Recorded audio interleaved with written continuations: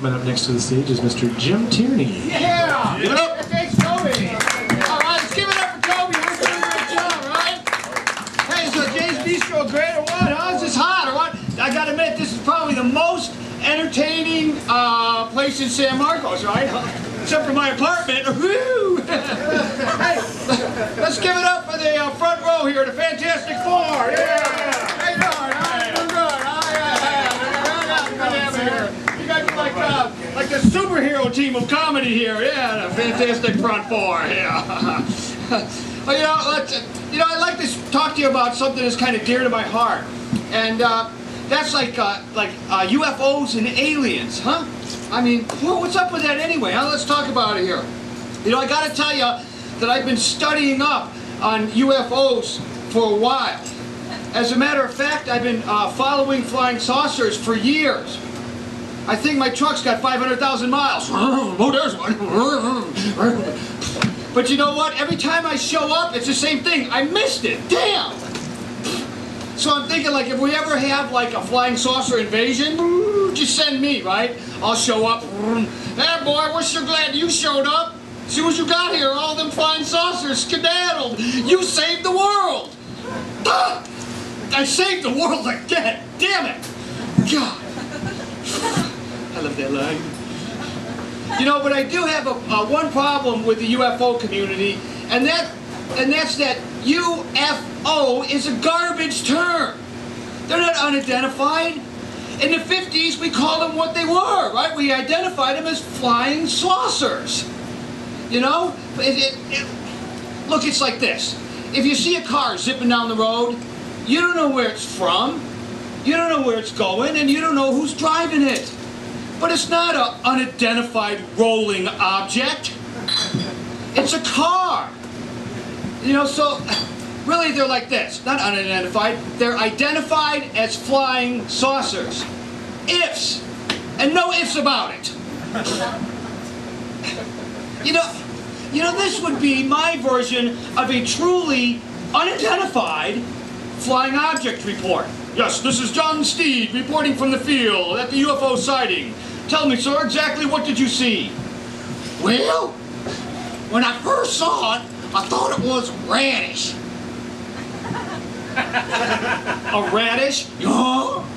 But then as it gets closer, sure enough, it was a big old flying turnip.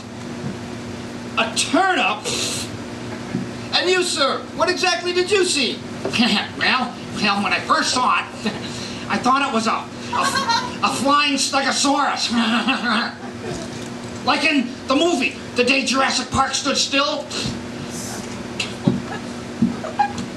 But then as it got closer, sure enough, it turned out to be a flying toll booth. A toll booth? Yeah, with cars going through and the armed up and down and everything. Get out of here. Okay, apparently this object remains truly unidentified. Now it's back to San Marcos with the amazing Tierney's UFO show starring Jim Tierney.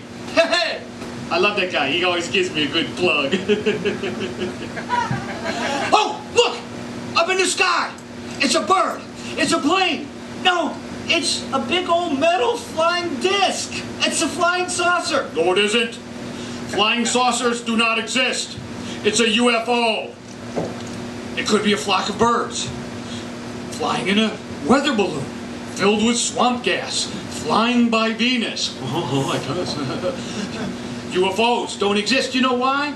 Because if there's such thing as like flying saucers, that means there's flying saucer pilots. Which means we have shape-shifting, reptilian, hypnotic aliens. Now, some people think they've infiltrated our day-to-day life.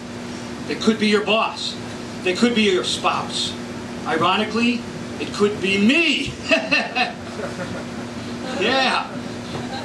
Some people say, Jim, like, you're like so smart, man. You like know everything. Yeah, you know why? I'm an alien.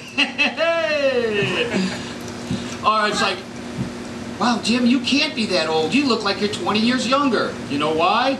I'm an alien. All right, this one for my girlfriends. Well, Jim is like so good in bed, he can last for 12 hours. You know why? Why? Oh, you're catching on.